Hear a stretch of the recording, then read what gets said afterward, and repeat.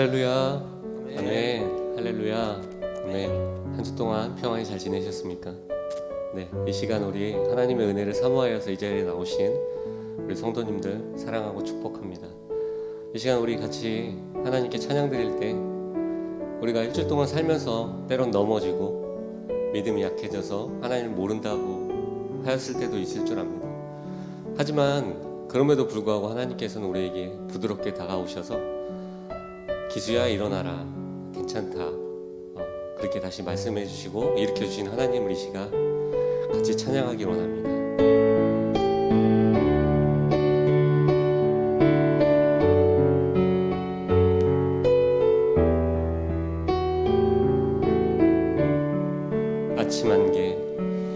아침 안개 눈앞 가리듯 나의 약한 믿음을 심사일 때 부드럽게 다가온 주의 음성 아무것도 염려하지 마라. 빗줄기에 바위 패이듯 나의 작은 소망 사라져갈 때 고요하게 들리는 주의 음성 내가 너를 사랑하노라. 외로움과 방황 속에서 주님 앞에 나아갈 때 위로하시는 주님 나를 도우사 상한 나의 마음 감싸주시네. 십자가의 보혈로서 주의 크신 사랑 알게 하셨네. 주님께 감사하리라. 언제나 주님께 우리 믿음으로 다시 한번 고백합시다. 아침 안개 눈앞 가리듯 아침 안개 눈앞 가리듯 나의 약한 믿음 의심 쌓일 때 나의 약한 믿음 의심 쌓일 때 부드럽게 다가온 주의 음성 아무것도 염려하지 마라. 아무것도 염려하지 마라. 빗줄기에 바위 패이듯 나의 작은 소망 사라져갈 때 고요하게 들리는 주의 음성 내가 너를 사랑하노라. 외로움과 방황 속에서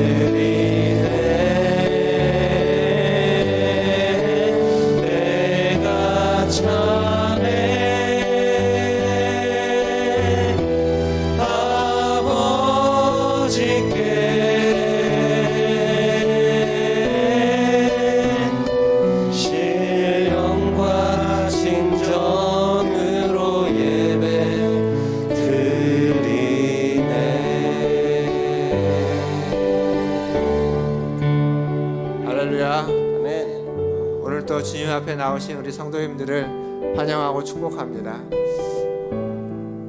여러 가지 많은 일들이 있을지라도 이 시간 하나님 앞에 신령과 진정으로 예배하는 이 한 시간 되기를 바라겠습니다. 오늘도 주님 앞에 예배하고자 나오신 성도님들에게 주님의 은혜가 성령의 충만함이 있기를 바라겠습니다. 다 함께 일어나셔서 찬양하심으로 주일 일부 예배를 하나님께 드리겠습니다.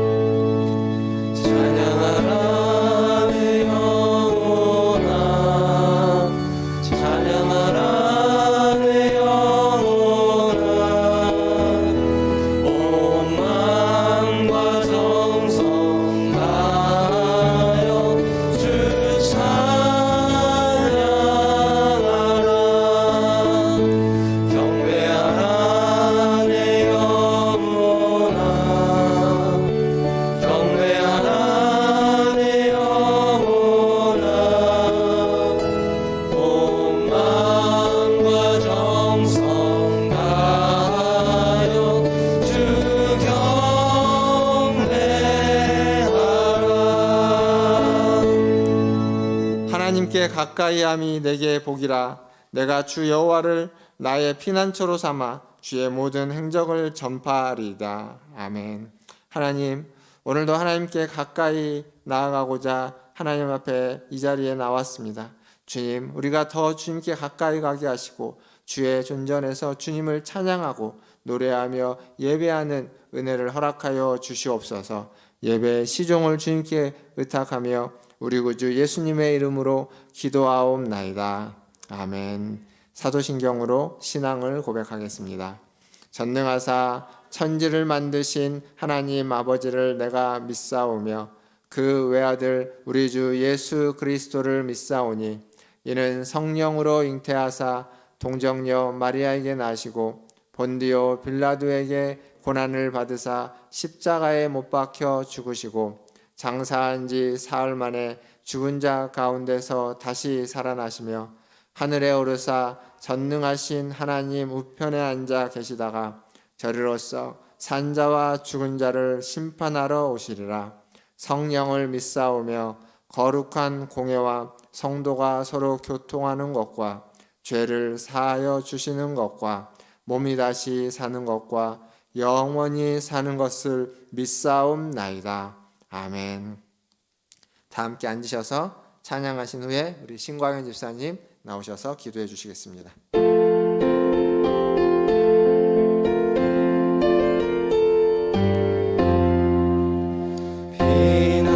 피난처에 있으니 환난을 당한 자 이리 오라. 땅들이 변하고 물결이 일어나 산 위에 넘치고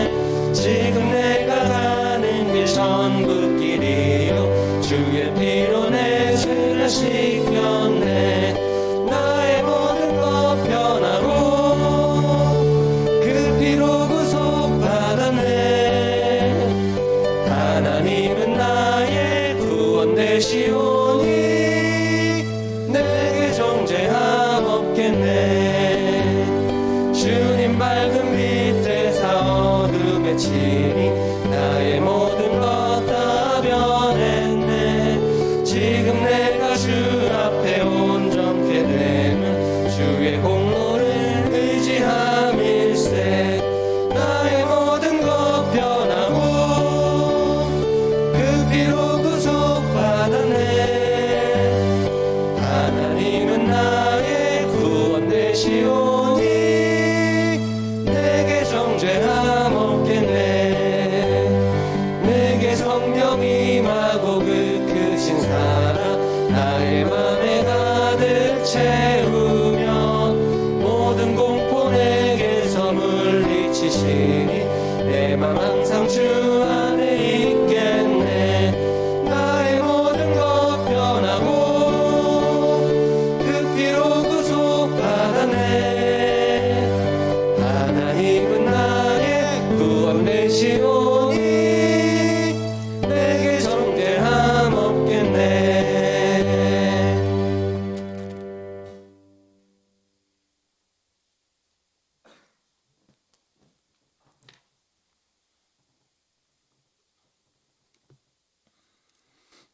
기도드리겠습니다. 사랑과 은혜가 풍성한 하늘에 계신 하나님 아버지 감사합니다.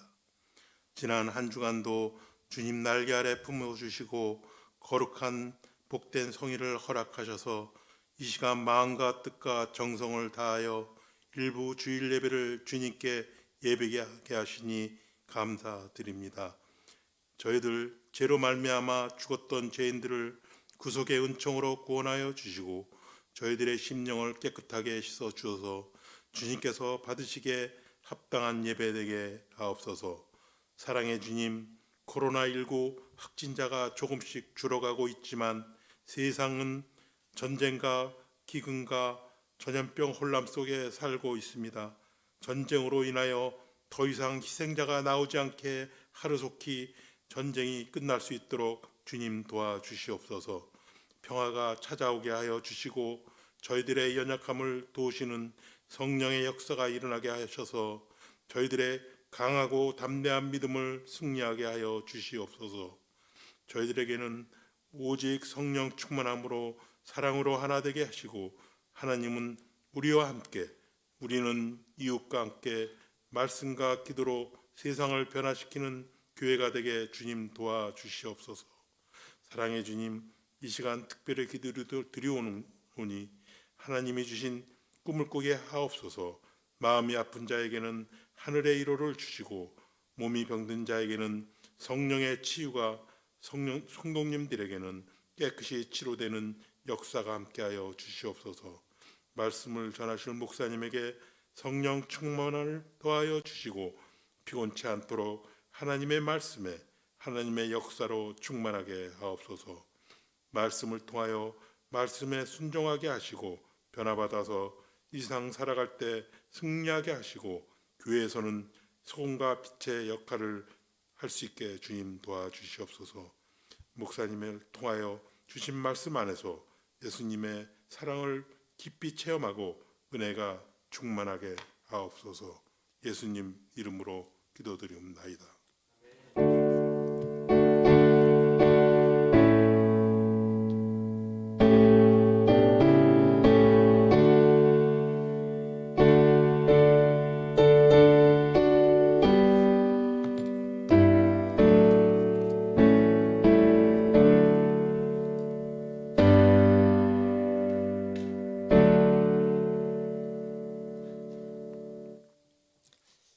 교회 소식 전해드리겠습니다.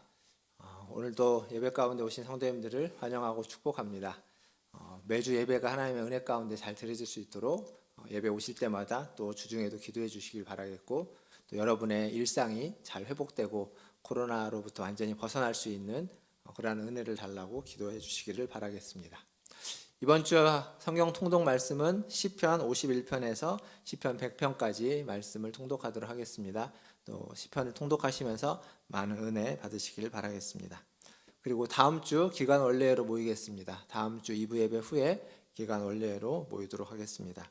교우동정입니다. 오늘 제가 명지대학교 교회 오후 예배 헌신 예배 강사로 가게 됐습니다. 잘 다녀올 수 있도록 기도해 주시면 감사하겠습니다. 다른 광고는 주보를 참고해 주시고요. 하나님의 말씀 보겠습니다. 오늘 우리에게 주신 하나님 말씀은 다니엘서 1장 1절에서 21절까지 말씀입니다. 다니엘서 1장 1절에서 21절까지 말씀. 조금 길지만 그래도 같이 교독하도록 하겠습니다. 제가 먼저 1절 읽겠습니다. 유다 왕 여호야김이 다스린 지 3년이 되는 해에 바벨론 왕 느부갓네살이 예루살렘에 이르러 성을 에워쌌더니 주께서 유다 왕 여호야김과 하나님의 전 그릇 얼마를 그의 손에 넘기심에 그가 그것을 가지고 신할 땅 자기 신들의 신전에 가져다가 그 신들의 보물 창고에 두었더라. 왕이 환관장 아스브나스에게 말하여 이스라엘 자손 중에서 왕족과 귀족 몇 사람 곧 흠이 없고 용모가 아름다우며 모든 지혜를 통찰하며 지식에 통달하며 학문에 익숙하여 왕궁에 설만한 소년을 데려오게 하였고 그들에게 갈대아 사람의 학문과 언어를 가르치게 하였고 또 왕이 지정하여 그들에게 왕의 음식과 그가 마시는 포도주에서 날마다 쓸 것을 주어 3년을 기르게 하였으니 그 후에 그들은 왕 앞에 서게 될 것이더라. 그들 가운데는 유다 자손 곧 다니엘과 하나냐와 미사엘과 아사랴가 있었더니 환관장이 그들의 이름을 고쳐 다니엘은 벨드사살이라 하고 하나냐는 사드락이라 하고 미사엘은 메삭이라 하고 아사랴는 아벳느고라 하였더라. 다니엘은 뜻을 정하여 왕의 음식과 그가 마시는 포도주로 자기를 더럽히지 아니하리라 하고 자기를 더럽히지 아니하도록 환관장에게 구하니 하나님이 다니엘로 하여금 환관장에게 은혜와 긍휼을 얻게 하신지라.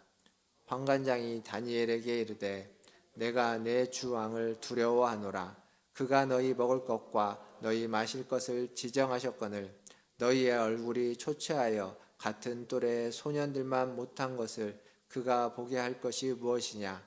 그렇게 되면 너희 때문에 내 머리가 왕 앞에서 위태롭게 되리라 하니라. 환관장이 다니엘과 하나냐와 미사엘과 아사랴를 감독하게 한 자에게 다니엘이 말하되 청하오니 당신의 종들을 열흘 동안 시험하여 채식을 주어 먹게 하고 물을 주어 마시게 한 후에 당신 앞에서 우리의 얼굴과 왕의 음식을 먹는 소년들의 얼굴을 비교하여 보아서 당신이 보는 대로 종들에게 행하소서 하매 그가 그들의 말을 따라 열흘 동안 시험하더니 열흘 후에 그들의 얼굴이 더욱 아름답고 살이 더욱 윤택하여 왕의 음식을 먹는 다른 소년들보다 더 좋아 보인지라. 그리하여 감독하는 자가 그들에게 지정된 음식과 마실 포도주를 제하고 채식을 주니라. 하나님이 이 네 소년에게 학문을 주시고 모든 서적을 깨닫게 하시고 지혜를 주셨으니 다니엘은 또 모든 환상과 꿈을 깨달아 알더라. 왕이 말한 대로 그들을 불러들일 기한이 찼으므로 환관장이 그들을 느부갓네살 앞으로 데리고 가니 왕이 그들과 말하여 보매 무리 중에 다니엘과 하나냐와 미사엘과 아사랴와 같은 자가 없으므로 그들을 왕 앞에 서게 하고 왕이 그들에게 모든 일을 묻는 중에 그 지혜와 총명이 온 나라 박수와 술객보다 10배나 나은 줄 아니라. 같이 읽겠습니다. 다니엘은 고레스 왕 원년까지 있으니라. 아멘. 우리 옆에 계신 분들 인사하겠습니다. 사랑합니다. 축복합니다. 오늘부터 구약에 있는 다니엘서 말씀을 좀 한 장씩 살펴보려고 합니다. 주중에 또 다니엘서 말씀을 한번 쭉 읽어보시면 또 주일에 말씀을 듣는데 더 집중이 될 것 같습니다. 얼마 전에 청년부가 세상을 사는 그리스도인이라는 제목의 책을 읽고 책 나눔을 했습니다. 그 책은 다니엘서를 중심으로 쓰여진 목사님의 강해집이라고 이야기할 수 있습니다.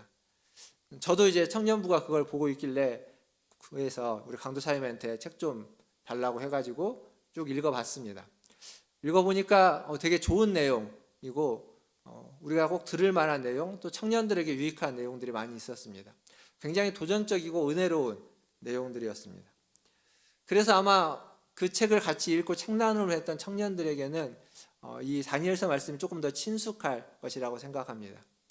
근데 우리가 한 가지 생각해야 되는 건 뭐냐면, 성경의 하나의 말씀을 우리가 읽었을 때 그 말씀을 단면적으로 어느 한쪽을 우리가 말씀을 보게 되는데, 그 말씀은 언제나 입체적으로 구성되어 있다는 겁니다. 여러분이 앞에서 보는 이 십자가를 달린 이 종의 모습과 이 옆에서 보는 모습은 다르게 보입니다. 입체적이라는 건 어느 쪽에서 보느냐에 따라서 다르게 보여지고 다르게 이야기되어질 수 있습니다. 하나님 말씀은 그렇습니다. 같은 내용, 같은 구절이라 할지라도 그 메시지의 입체적인 모습은 내가 어디에 서서 보고 있느냐에 따라서 그 강조점이 달라지게 되는 겁니다.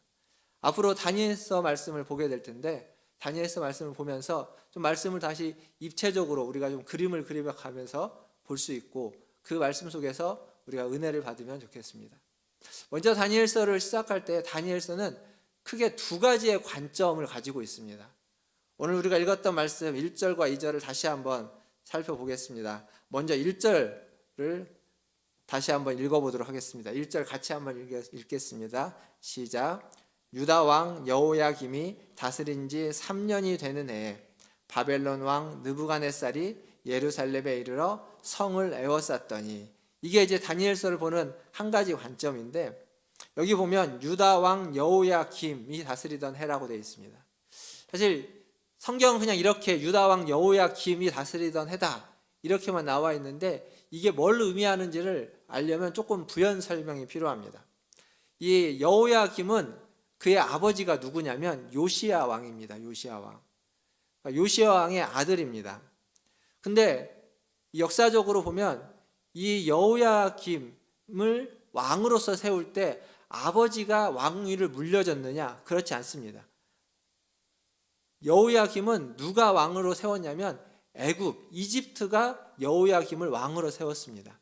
이게 무슨 얘기냐면, 이집트하고 애굽하고 이스라엘은 항상 유다는 갈등 상황이었는데, 요시야가 왕으로 있을 때 애굽이 강성해져서 이스라엘을 침공해서 요시야가 애굽에게 패하게 됩니다. 그래서 요시야 왕이 죽고, 그 요시야 왕의 자리를 애굽 사람이 그의 아들이었던 여호아스에게 그 왕위를 물려줍니다. 이게 요시야 왕이 물려준 게 아니라 애굽의 군대가 들어와서 여호아스를 데려다가 왕으로 세워놓은 거예요. 근데 이 여호아스를 세워놨는데 이게 애굽 군인들의 마음에 들지 않아서 3개월 만에 여호아스를 폐위시켜 버립니다. 폐위시키고 여호야김을 데려다가 다시 그 자리에 세우는 겁니다. 그러니까 유다의 왕을 유다 사람들이 뭐 선출을 하던 제비뽑기를 하던 하나님의 선지자가 세우든 그렇게 한 것이 아니라 애굽이 유다의 왕을 자기의 뜻대로 자기의 마음에 맞는 사람을 갖다가 세워놓은 겁니다. 그렇게 해서 왕이 된 여호야김이 할 수 있는 게 뭐가 있을까요? 여호야김이 할 수 있는 게 아무것도 없는 겁니다. 그러니까 여호야김은 왕이긴 한데 왕으로서 그냥 아무것도 할 수 없으니까 먹고 마시고 잔치를 벌이는 것 외에는 아무것도 한 것이 없습니다. 그렇게 왕이 되어서 그렇게 시간을 보낼 때, 그때 예레미야서에 보면 예레미야의 예언이 유다에게 선포됩니다. 예레미야의 예언이 선포되는데, 그것은 이제 그만 악행을 그치고 너의 잘못을 회개하고 돌이키면 내가 너희의 나라를 다시 애굽으로부터 회복시켜 주겠다라는 예언이 아니고, 이런 식의 예언이 예레미야에게 선포된 것이 아니라, 너는 애굽을 버리고 북쪽에서 새롭게 강성해지는 신흥강국이라고 하죠. 신흥강국 바벨론을 쫓아라, 바벨론에게 항복하라 라고 하는 예언이 주어집니다. 그러니까 하나님이 지금 구원해 주겠다는 예언이 아니라 애굽을 따르지 말고 다른 나라 바벨론을 따르고 바벨론에게 항복하라 라고 예언이 주어지는 겁니다. 근데 이 예언 자체로도 의아하지만 여호야김에게는 이걸 따를 수가 없는 예언입니다. 생각해 보십시오. 여호야김이 지금 누구 때문에 왕이 됐습니까? 애굽 때문에 왕이 됐습니다. 그가 무슨 문제가 있으면 그 문제를 누가 다 해결해 줄까요? 애굽이 해결해 주는 겁니다. 왕으로서의 그의 지위나 권력과 그가 통치력이 있는 것이 아니라 모든 걸 다 애굽이 대신해 주고 있기 때문에 애굽은 여호야김에게 있어서는 피할 바위이고 산성이고 요새입니다. 애굽만이 그의 든든한 백이었습니다. 근데 지금 예레미야의 예언은 뭐냐면 그 애굽을 버리라는 겁니다. 그 애굽을 버리고 한 번도 듣도 보도 못한 신흥 강국이라고 하지만 이 애굽에 비하면 초라하기 그지없어 보이는 바벨론에게 항복을 하라고 하는 건 애굽에게 배신하라는 얘기잖아요. 버리고 저쪽으로 가라는 얘기입니다. 여호야김에게는 이게 들을 수 있는 예언이 아닌 겁니다. 근데 그 예언이 있은 후로 3년이 지난 지금 오늘 우리가 읽었던 말씀 1절을 보면 뭐라고 되어 있냐면 유다 왕 여호야김이 다스린 지 3년이 되던 해에 왕이 되고 이제 3년이 되던 해에 어떻게 됐냐면 바벨론 왕 느부갓네살 북쪽에서 신흥 강국으로 하나님이 항복하라고 했던 그 바벨론 왕 느부갓네살이 이스라엘을 에워싸고 있는 겁니다. 예루살렘을 에워싸고 있는 겁니다.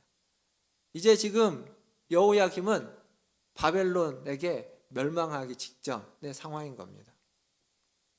사랑하는 성도 여러분, 사람은요 참 어리석습니다. 아무리 경고를 해도 그렇게 하면 안 된다고 아무리 얘기를 해도 그렇게 하고 있는 우리의 모습들이 있습니다.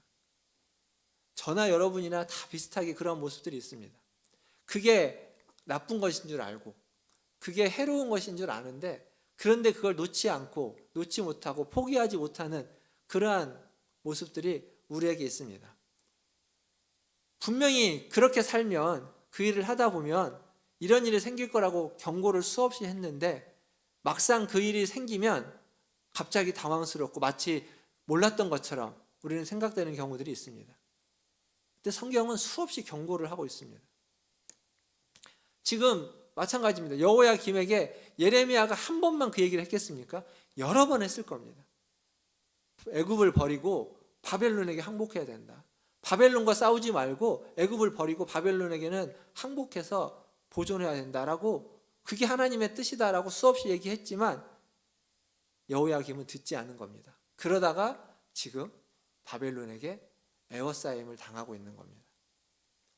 이게 지금 다니엘서가 가지고 있는 다니엘서 내용의 첫 번째 배경이고 첫 번째 관점입니다. 다니엘서는 지금 이런 배경 속에서 읽어가야 됩니다. 하나님이 어떻게 이끌어 가시는지. 그리고 이런 처참하고 절망적인 상황에서의 다니엘서는 한 번으로 끝나는 것이 아니라 그 안에서 다니엘서 내용 가운데서도 이게 반복되고 있습니다. 그리고 또 하나의 관점이 있습니다. 또 하나의 관점은 뭐냐면 2절입니다. 예레미야가 예언한 것처럼 하나님께서 유다를 바벨론 왕의 손에 넘기셨다라는 관점이죠. 2절 말씀 같이 한번 읽어보겠습니다. 시작. 주께서 유다 왕 여호야김과 하나님의 전 그릇 얼마를 그의 손에 넘기심에 그가 그것을 가지고 신할 땅 자기 신들의 신전에 가져다가 그 신들의 보물 창고에 두었더라. 여기 보면 앞에 1절에서 제가 말씀드렸던 건 그냥 역사적인 지금 어떤 왕과 나라들과의 역사적인 흐름에서 다니엘서의 배경을 이야기했다면 지금 2절은 역사적인 흐름이 아니라 신학적인 관점에서 지금 말해주고 있습니다. 2절을 어떻게 시작하냐면 이렇게 시작하죠. 주께서라고 시작합니다. 그러니까 지금 여호야김이 바벨론에게 포로로 이렇게 에워싸여서 포로로 잡혀가게 된 것은 그가 힘이 없었기 때문에 멸망할 수밖에 없었기 때문에 라고 하는 그러한 관점이 아니라 하나님이 하셨다라는 이야기입니다. 그 일은 하나님이 허락하신 일이다 라는 얘기를 지금 2절은 해주고 있습니다. 그 고대 근동지방에서 나라와 나라 사이의 전쟁은 그냥 그 나라와 나라 사이의 전쟁의 의미가 있는 것이 아니라 이 A라는 나라가 믿고 따르고 있는 신과 B라는 나라가 믿고 따르고 있는 신들의 전쟁으로 묘사됩니다. 그래서 이 전쟁에서 A라는 나라가 이겼다는 건 이 A가 믿고 있는 신이 B라는 나라가 믿고 있는 신보다 더 뛰어나고 위대한 신이라는 것을 증명하는 싸움입니다. 그래서 고대 근동지방의 전쟁은 신들의 전쟁으로 불려집니다. 그렇게 보면 지금 바벨론과 이스라엘, 유다와의 전쟁에서 유다가 패했다는 건 무슨 의미냐면 바벨론의 신에게 여호와 하나님이 졌다는 겁니다. 바벨론의 신보다 여호와 하나님이 힘이 없는 자이고 바벨론의 신보다 여호와 하나님이 약한 신이다라는 얘기를 지금 성경은 이야기하고 있는 것 같습니다. 그러니까 신이 이기면 이 이긴 나라는 그 진 나라의 신전에 가서 그 신들의 형상을 가져다가 자기 나라의 신전에다가 갖다 놓는 겁니다. 자기네 나라의 신 앞에 무릎을 꿇혀 놓는 거죠. 그 우상을 가져다 그렇게 하는 겁니다. 근데 예루살렘 성전에 딱 가보니까 우상이 없는 겁니다. 하나님이 우상을 만들지 말라고 해서 하나님을 상징하는 우상이 없습니다. 그러니까 뭘 가져가냐면 여기 오늘 성경에 보면 전 그릇들, 그러니까 성전 안에 있는 떡상이라든지 진설병이라든지 이런 그릇, 기물들을 가져다가 자기의 신전 앞에, 신전 안에다가 넣어놓는 거죠. 그게 상징적인 겁니다. 우리의 신이 여호와보다, 이스라엘의 신보다 더 강하다라는 것을 말해주는 그러한 의식을 하는 겁니다.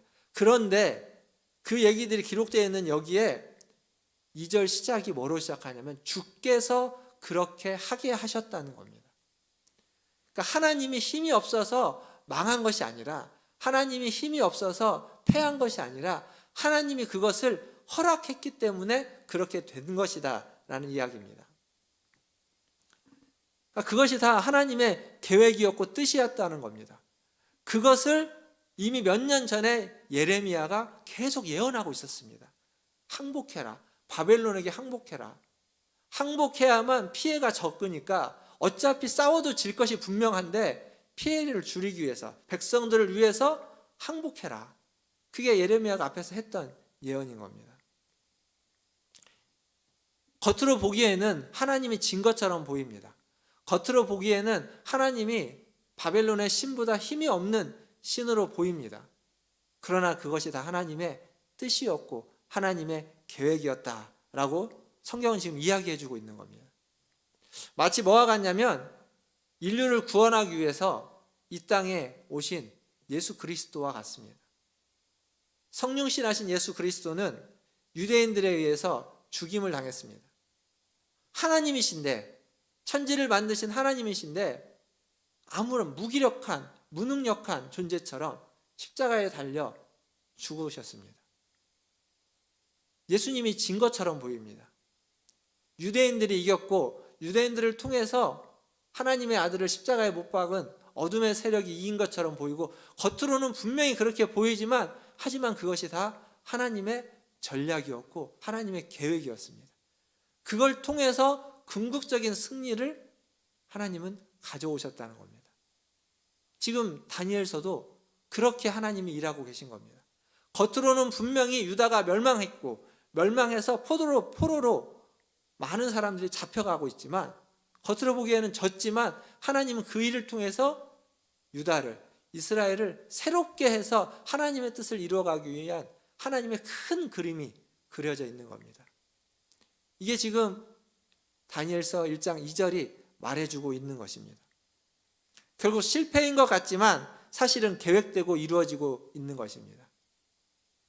이에 대해서 바울은 고린도후서 4장에 이렇게 이야기합니다. 고린도후서 4장 8절에서 10절까지 말씀입니다. 같이 한번 읽어보겠습니다. 8절입니다. 우리가 사방으로 우겨쌈을 당하여도 쌓이지 아니하며 답답한 일을 당하여도 낙심하지 아니하며 박해를 받아도 버림받지 아니하며 거꾸러뜨림을 당하여도 망하지 아니하고 우리가 항상 예수의 죽음을 몸에 짊어짐은 예수의 생명이 또한 우리 몸에 나타나게 하려 함이라. 여기서 이야기하는 게 뭡니까? 망한 것이 아니라는 것입니다. 끝난 것이 끝난 게 아니라는 겁니다. 하나님이 버린 것처럼 보여지지만 하나님이 버린 게 아니라는 겁니다. 아무리 우겨쌈을 당하여도, 아무리 거꾸러뜨림을 당하여도, 아무리 답답해도 그것이 왜 그런지 다 이해할 수는 없겠지만, 다 헤아려 알 수는 없지만 그것이 하나님이 허락하신 것이라면 이유가 있고 계획이 있고 하나님의 뜻이 있다라는 겁니다. 망하지 않는다는 겁니다. 패하지 않는다는 겁니다. 인생이 나락으로 떨어지지 않는다라고 이야기하고 있는 겁니다. 사랑하는 성도 여러분, 이게 바로 하나님의 선하심이고 하나님의 신실하심입니다. 하나님은 그렇게 우리를 다스리시고 하나님은 그렇게 우리와 함께 하십니다. 그 하나님을 의지하시고 그 하나님을 믿으시는 저와 여러분 다 되시기를 주님의 이름으로 축원드립니다. 이제 3절부터 나오는 이야기는 뭐냐면 이제 포로로 잡혀가는 이야기입니다. 느부갓네살이 예루살렘에서 많은 포로들을 잡아오게 합니다. 그리고 그들 중에 왕족과 귀족 출신, 즉 엘리트 출신들 중에 흠이 없고 용모가 단정한 자들, 그리고 지혜와 지식이 뛰어난 자들을 구별해서 그들을 따로 교육시킵니다. 성경에 소년들이라고 나와져 있는데 이 단어가 의미하는 건 저기 요셉과 같은 소년들을 의미합니다. 그래서 지금의 우리 나이로 말하면 우리 청소년들, 만으로 14세에서 18세 정도의 청소년들을 데리고 뽑아가는 겁니다. 그들에게 왕의 진미를 주면서 왕의 음식을 주면서 갈대아 학문을 가르치고 그것을 3년간 가르치고 또 그들의 이름을 갈대아식으로 바벨론식의 이름으로 바꾸어서 부르게 되죠. 왜 이렇게 했을까요? 왜 느부갓네살이 왜 이런 식으로 했을까요? 일제시대 때 일본이 우리나라를 통치하는 방식이 처음에는 그 무단 통치라고 해가지고 칼로써, 총으로써, 이렇게 무력으로써 통치를 하다가 3.1운동이 있고 난 후에 바뀝니다. 통치 방식이. 문화 통치라고 해서 칼로 하지 않고 우리의 이름을 바꾸고 우리의 언어를 쓰지 못하게 하고 그리고 우리나라 사람들을 통해서 우리나라를 지배하고 다스리는 식으로 바뀌어가게 됩니다. 무슨 얘기냐면 우리나라를 한 나라의 식민지를 다스리는 정책으로 칼과 총으로서 무력으로 하지 않고 문화적인 것으로 그리고 그들의 지도자들을 그들이 세워가지고 그 나라의 지도자들을 내 마음에 맞는 지도자들을 세워서 그들을 통해서 다스리게 하는 겁니다. 지금 느부갓네살이 하고 있는 게 그겁니다. 14세에서 18세 결국 그들은 다음 세대의 이스라엘의 지도자가 될 왕족과 귀족 출신의 엘리트 출신의 그들을 데려다가 왕의 음식을 주면서 왕의 학문을 가르치는 겁니다. 갈대아의 학문을 가르쳐서 갈대아인의 바벨론의 생각과 사고를 하게 하고 바벨론화 시켜서 그들을 통해서 유대를 지배하게 만드는 겁니다. 그러면 영원히 유대는 바벨론 밑에 종속하게 될 겁니다. 지금 그걸 하기 위해서 10대 청소년들을 뽑은 겁니다. 이 10대 청소년들 입장에서 한번 생각을 해보십시오. 그들은 왕족과 귀족 출신입니다. 그 얘기는 뭐냐면 그들은 유다에 있을 때에도 뛰어났던 애들이고 다른 사람들에게 존경을 받는 애들이고 그리고 자기 자신이 엘리트로서 다음에 이 나라를 이끌어갈 지도자의 한 영역을 갖겠다는 그러한 어떤 꿈과 야망이 있었던 애들입니다. 그런 청소년들이 갑자기 하루아침에 포로 신세가 되어버린 겁니다. 그가 꾸었던 모든 꿈이 다 물거품이 되어버리는 겁니다. 포로로 전락해서 유다에서 예루살렘에서 바벨론까지 그 수천 킬로를 포로로 끌려가는 겁니다. 절망이었겠죠. 그들의 인생은 다 끝났다고 생각했을 겁니다. 언제 돌아올지 모르고 노예 신세로 평생을 마감해야 된다라고 생각했던 그들에게 바벨론으로 도착했는데 갑자기 그들을 선별하는 겁니다. 선별당한 사람 입장에서 생각해 보십시오. 여러분이 뽑혔다고. 선별을 했는데 그 선별이 뭔지 모르죠, 처음에는.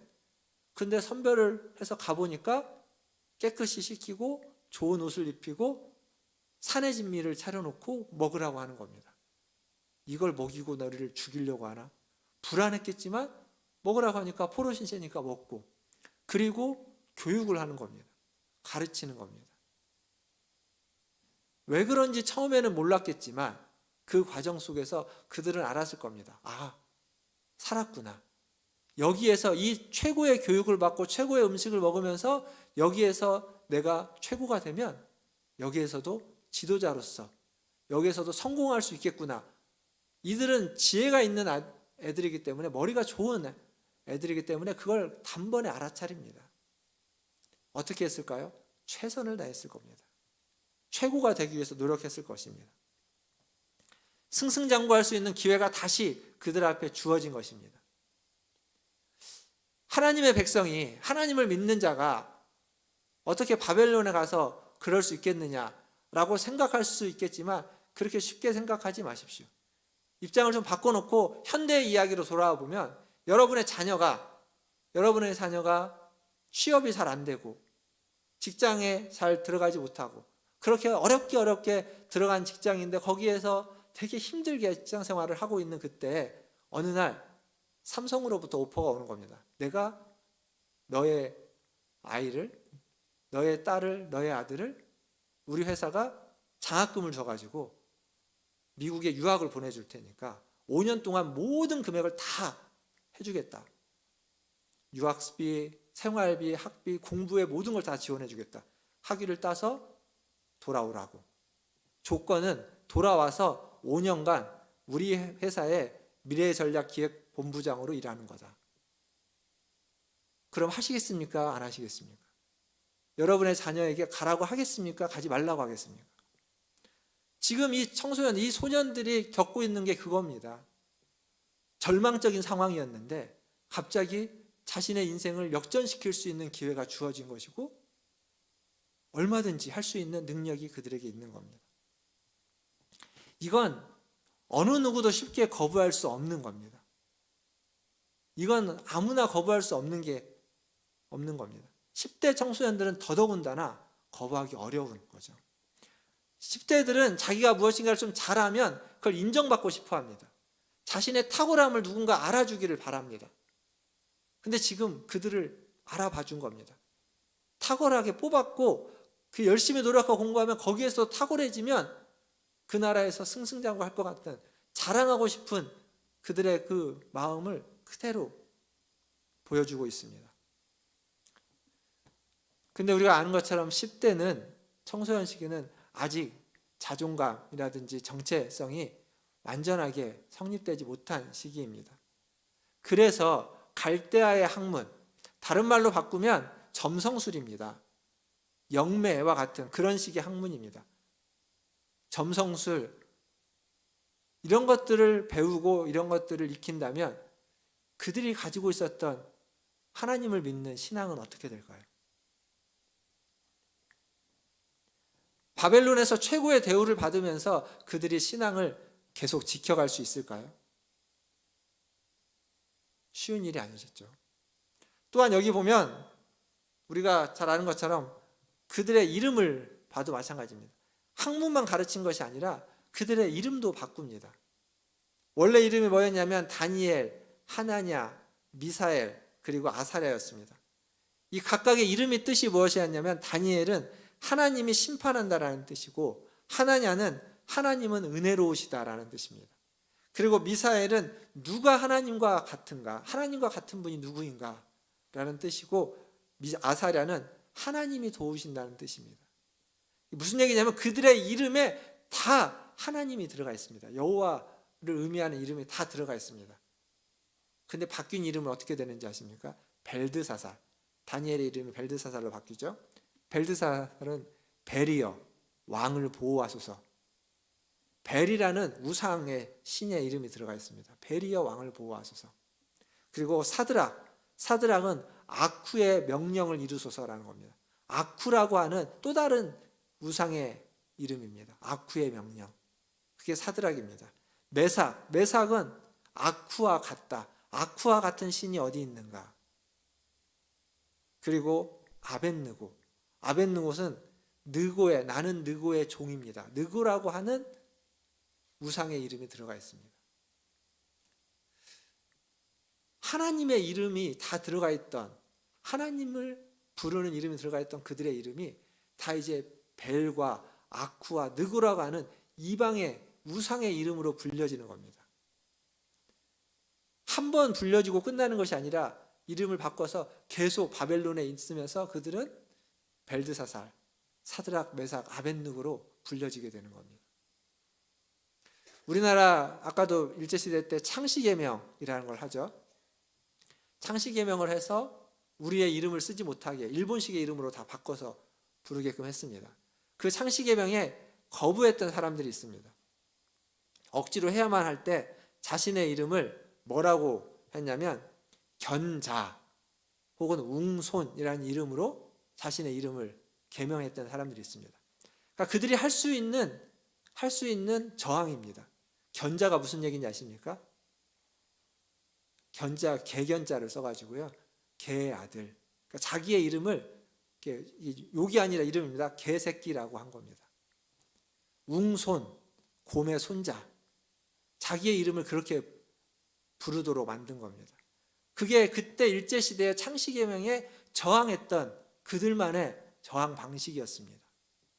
근데 여기 다니엘과 하나냐와 미사엘과 아사랴는 그런 식의 저항이 보이지 않습니다. 그냥 그대로 그들이 바벨론에서 믿고 있는 벨과 아쿠와 느고의 신의 이름을 자기의 이름으로 받아들여서 그대로 불려지고 있는 겁니다. 왕의 진미도 먹었고요. 갈대아의 점성술도 배우고요. 이름도 바꿨습니다. 그렇게 해서 3년을 보냈습니다. 그들의 신앙은 어떻게 됐을까요? 우리가 읽었던 말씀 20절을 보시면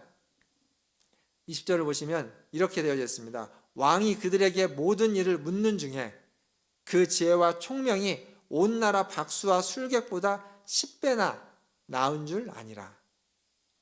그들이 다른 자들보다 3년 만에 박수와 술객 다른 자들보다 훨씬 뛰어나게 되었다는 걸 왕이 바로 깨달아 알 정도였다는 겁니다. 3년 만에 어떻게 이렇게 되었느냐? 우리가 다 알 수는 없지만 이들의 노력과 수고가 있었을 겁니다. 최고의 노력과 최선을 다했기 때문에 어느 정도 그 성과를 이루었을 겁니다. 근데 여기서 중요한 건 그런 성과가 아니라 이들이 과연 바벨론화 되었느냐 안 되었느냐는 겁니다. 그들이 배웠던 학문과 그 갈대아의 학문에 동화되어서 세뇌되어서 하나님을 잃어버렸느냐 아니냐, 이게 중요한 문제입니다. 근데 오늘 성경을 보면 알겠지만, 우리가 이제 다니엘서를 계속 뒤에 이어가서 보면 알겠지만 이들이 전혀 동화되지 않았습니다. 그들은 갈대아 학문에서 최고의 학문을 성과를 이루어냈고, 왕이 보기에 그 어떤 박수와 술객들보다, 그 이전에 어떤 자들보다 10배나 나은 지혜와 총명함이 있다는 걸 보여줬습니다. 그러면서도 동시에 하나님을 믿는 그 신앙을 버리지 않고 끝까지 유지할 수 있었습니다. 어떻게 그게 가능했을까요? 우리가 다니엘서 1장을 다 읽어봤는데 1장 안에 어떻게 그것이 가능했다라고 하는 얘기는 없습니다. 하나님의 은혜일 겁니다. 그러나 그 중에 딱 하나 우리가 주목해서 봐야만 하는 건 8절입니다. 8절에 뭐라고 되어 있냐면 다니엘이 뜻을 정하였다라고 되어 있습니다. 뜻을 정하였다. 그 뜻의 내용은 왕의 진미를, 그 산의 진미를 먹지 않겠다는 겁니다. 왜냐하면 왕이 주는 음식 중에 율법에서 먹지 말라고 하는 것들도 있고 우상에게 바쳐진 것들도 있기 때문에 그들이 거절한 것이다 라고 말할 수 있습니다. 근데 이렇게만 볼 수 없는 건 하나님이 점성술을 배우라고 하지 않았습니다. 율법에서 이방의 학문에 대해서도 금기시하고 있습니다. 근데 이들은 그걸 배웠습니다. 이름도 바뀌었잖아요. 이름을 바꾸는 것에 대해서 저항하지 않았습니다. 뒤에 가보면 다니엘을 벨드사살이라고 부르고, 그리고 다니엘의 세 친구를 사드락, 메삭, 아벳느고라고 부릅니다. 바뀐 이름으로 그들이 불려지고 있습니다. 그거에 대해서 거부하지 않습니다.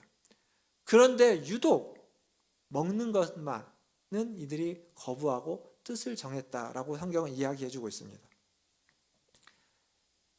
그 이유를 우리가 파악해서 율법에도 어쩌다 이런 설명들을 많이 할 수 있겠지만 오늘은 그런 설명하지 않고, 여기서 중요한 건 그들이 하나님 앞에서 뜻을 정하였고, 뜻을 정한 그들이 위대한 것이다 라고 볼 것이 아니라, 그들의 위대함을 여기서 볼 것이 아니라 그 상황 속에서도 그들의 뜻을 정하였지만 여전히 뜻 정한 것 이외에 배움과 그리고 이름으로 불려지는 그 상황 속에서도 그들은 변함없이 신앙을 지킬 수 있었다는 겁니다.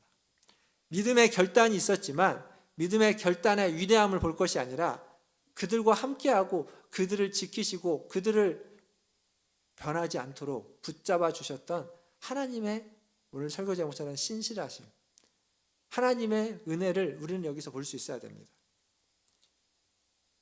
무슨 얘기냐면 분명히 다니엘과 이 세 친구들, 하나님이 복을 주셔서 하나님의 은혜 가운데 있었던 자들입니다. 하지만 그들은 변할 수밖에 없는 그런 상황에 처해져 있습니다.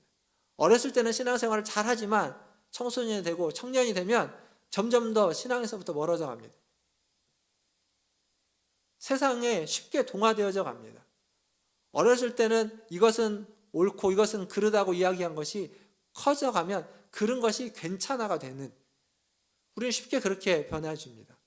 내가 지금 하고 있는 것이 괜찮아, 이 정도는 괜찮아라고 하면서 하나님 원치 않는 일을 하고 있는 경향들이 우리에게 있습니다. 그렇게 우리는 쉽게 세상에 동화되어져 버립니다.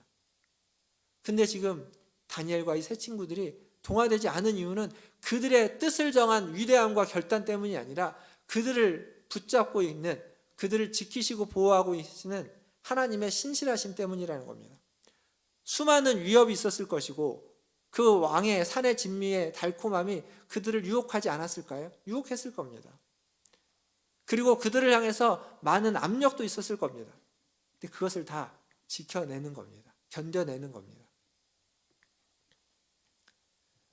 매일매일 넘어질 때도 있었고 힘들 때도 있었겠지만 그 넘어지고 힘들 때에도 포기하지 않고 다시 일어나는 겁니다. 누가 그걸 일으켜 주었을까요? 하나님이 그들을 다시 일으켜 주었을 겁니다.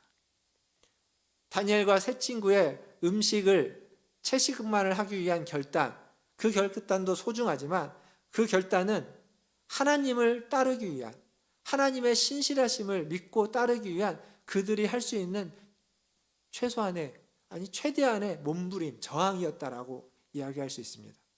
앞에서 일제시대의 창시개명을 할 수밖에 없는 그 상황에서 자신의 이름을 견자와 웅손이라고 불리게 했던 그들만의 저항의 방식처럼 다니엘과 세 친구들도 그 상황에서 그들이 할 수 있는 저항의 방식, 그게 왕의 진미를 거부하는 것, 하나님을 믿는, 하나님의 신실하심을 따르기 위해서 그들이 할 수 있는 저항의 방식을 가지고 저항한 것입니다.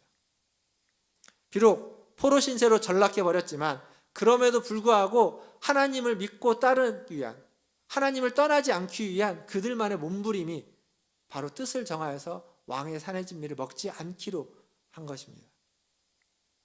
매일 넘어졌지만, 매일 유혹 가운데 놓였겠지만 그래도 끝까지 그 몸부림을 쳤기에, 끝까지 저항하려고 애썼기에 그들은 동화되지 않고 그들은 하나님을 믿는 신앙을 지켰던 겁니다. 오늘 우리가 읽었던 말씀 맨 마지막 절에 21절은 이렇게 적혀 있죠. 다니엘은 고레스 왕 원년까지 있었다. 이 말은 왕은 바뀌었지만 다니엘은 그 자리를 계속 지키고 있었다는 겁니다. 왕이 바뀌면 그 왕의 모든 신하들은 다 바뀝니다. 다 바뀌어져야만 합니다. 그 시대에 그랬습니다. 그런데 다니엘이 그 자리에 있을 수 있었던 건 다음 왕인 고레스가 봤을 때 다른 신하들은 다 내치고 자기의 사람으로 불러서 그 자리에 앉히지만 다니엘만큼은 탁월했기 때문에 그 자리에서 그대로 그를 이어서 받았다는 겁니다. 요직에 두었다는 겁니다. 어떻게 다니엘이 그렇게 있을 수 있었을까요? 하나님의 은혜인 겁니다. 매일매일 넘어지지만 하나님의 은혜 가운데 그 자리에 있을 수 있는 겁니다. 여기에서 기억할 건 이겁니다. 우리가 다니엘이 주님을 떠나지 않았다, 다니엘이 주님을 붙잡고 그 신앙을 지켰다, 그것도 맞습니다. 그러나 그것보다 더 중요한 건 하나님의 신실하심이 어떤 상황에서도, 어떤 환경 속에서도, 어떤 문제 속에서도 다니엘을 떠나지 않았습니다. 하나님이 다니엘을 포기하지 않았습니다. 하나님이 다니엘을 손 놓지 않고 끝까지 붙잡고 이끌고 가신다라는 이야기입니다. 그게 오늘 이 다니엘서 1장에서 제가 여러분에게 말씀드리고 싶은 주제입니다. 하나님의 신실하심. 수많은 문제들, 우겨쌈을 당하는 문제들, 넘어지는 문제들, 좌절되는 문제들이 있을지라도 우리가 막 열심히 노력을 해서 하나님을 붙잡고 가야만 하지만 우리가 그러지 못할 수도 있습니다. 그렇게 했지만 안 될 수도 있습니다. 그렇다고 손 놓고 좌절하지 마시고 하나님의 신실하심이 그 어떤 상황 속에서도 여러분과 함께하고 여러분을 절대 떠나지 않을 겁니다. 비록 여러분이 좀 못나도 여러분이 하나님의 마음에 좀 맞지 않은 어떠한 일을 하고 그러한 허물이 있어도 하나님은 여러분을 절대 떠나지 않는다는 사실, 이 사실을 꼭 기억하시기를 바라겠습니다. 말씀을 맺겠습니다. 우리를 무너뜨리는 것은 고난과 어려움만이 아닙니다. 아니 어쩌면 고난과 어려움은 우리를 그렇게 무너지게 하지 않습니다. 그보다는 유혹이 우리를 훨씬 잘 무너뜨립니다. 유혹 앞에 우리는 넘어집니다. 고난 앞에는 버텨낼 수 있었던 신앙과 믿음과 삶도 유혹 앞에서는 손쉽게 쓰러져 버리고 무너져 버리는 게 우리의 연약한 믿음이고 삶입니다. 근데 이 세상은 그런 유혹이 수없이 도처에 도사리고 있습니다. 그럼 어떻게 살아가야만 할까요? 우리가 할 수 있는 저항을 하는 거죠. 몸부림을 치는 겁니다. 그게 우리가 할 수 있는 겁니다. 저항하고 몸부림 치는 거. 그러나 하나님이 그런 우리들과 함께 한다는 것을 믿어야 됩니다. 그게 우리의 믿음이고 그게 우리의 소망이고 그게 우리의 신앙인 겁니다. 매일 지치고 넘어지고 실패하지만 하나님의 신실하심이 우리를 떠나지 않는다는 것, 그리고 하나님의 신실하심이 넘어진 우리를 다시 일으켜 세우신다는 걸 믿으시고 그 신실하심을 붙잡고 그 신실하심을 의지하고 그 신실하심을 따라 살아가시는 저와 여러분 다 되시기를 주님의 이름으로 축원드립니다. 기도하겠습니다. 오늘 다니엘서 서론과 같은 이야기와 또 1장에 있는 이야기를 하느라고 조금 길 설교했습니다. 주목해서 기억해야 되는 건 하나님이 허락하지 아니하시면 그 어떤 일도 안 일어납니다. 그러나 하나님이 허락하신 일에는 때로는 우리를 넘어뜨리고 때로는 우리를 좌절시키고 때로는 우리 앞에 커다란 산을 둘 수도 있습니다. 근데 그게 하나님이 허락하신 거라면 이유가 있고 뜻이 있고 계획이 있는 하나님의 허락입니다. 그리고 그 이유와 뜻과 계획은 절대 우리를 그대로 내버려 두지 않고 신실하신 하나님이 저와 여러분을 붙잡고 인도해 가실 겁니다. 지금 이 순간 여러분 앞에 무엇이 놓여져 있든지, 지금 이 순간 여러분의 상황이 어디에 처했든지 하나님의 신실하심이 그것을 허락했고 하나님의 신실하심이 여러분을 붙잡고 그것을 이겨내고 극복하고 넘어갈 수 있도록 인도해 주실 줄 믿습니다. 그 하나님 앞에 하나님 감사합니다. 하나님의 그 신실하심을 의지하여 이 문제를, 이 어려움을 이겨낼 수 있도록 은혜 베풀어 주시옵소서라고 한 목소리로 기도하며 나아가겠습니다. 기도하겠습니다. 하나님 아버지, 이 시간 하나님의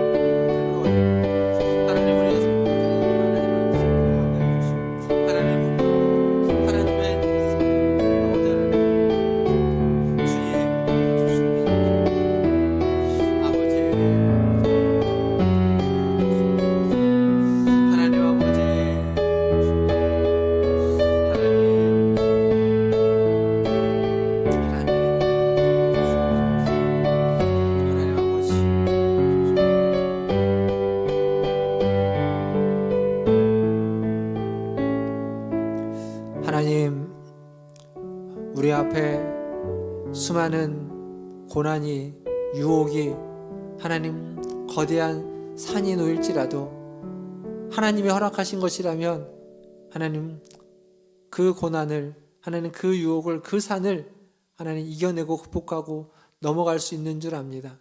아니 그러지 못할지라도 그것이 하나님이 우리에게 원하시는 하나님 우리의 넘어짐이라면 넘어질 수 있도록, 잘 넘어지도록, 잘 포기하도록 아버지 하나님 우리를 인도하여 주시옵소서. 그리고 그 하나님의 은혜가, 그 하나님의 신실하심이 어떤 상황과 환경 속에서도 우리를 떠나지 않는다는 것을 믿고 따르며 아버지 하나님 나아가는 저와 우리 문화촌제일교회 모든 성도들 되게 하여 주시옵소서. 모든 것을 주님의 손에 의탁합니다. 감사하며 예수님의 이름으로 기도하옵나이다. 아멘. 우리 이 시간 488장 찬양하시면서 준비하신 예물 하나님께 드리겠습니다.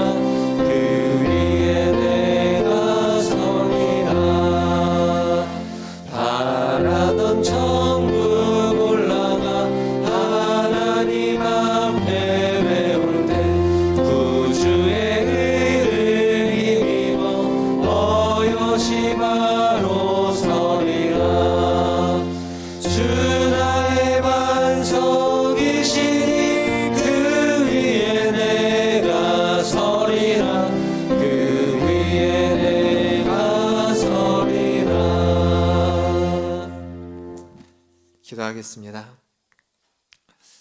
반석이신 주님 위에 하나님 뿌리를 내리며 서서 하나님 살아가는 우리 모든 인생들 되게 하여 주시옵소서. 오늘도 주님 앞에 나올 때 빈손으로 오지 않고 주신 물질 중 일부를 구별하여 주님께 드리게 하시니 감사합니다.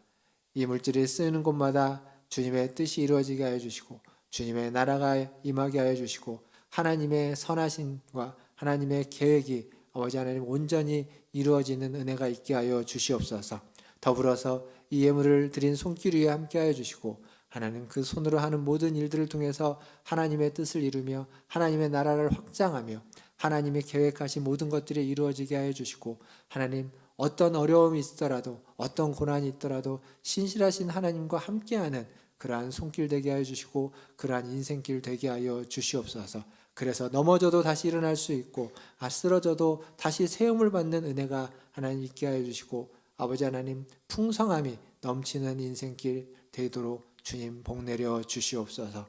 모든 것을 주의 손에 의탁하며 지금은 우리를 죄에서 구원하여 주신 우리 구주 예수 그리스도의 은혜와 하나님 아버지의 크고 무한하신 사랑하심과 성령 하나님의 위로 교통 충만케 하심이 오늘도 주님 앞에 나와 주님을 의지하며 모든 것이 주님의 은혜이고 모든 것이 주님의 신실하심으로 말미암아 이루어진다는 걸 믿고 그 주님을 붙잡는 고개숙이 문화촌제일교회 성도들 위에와 그들의 자녀손들과 가정과 직장과 일터 위에 주의 복음을 들고 사역하는 선교사님들과 사역자들 위에 코로나를 극복하며 전쟁 가운데 평화를 애원하는 모든 이들 위해 이제로부터 영원토록 함께 있을지어다.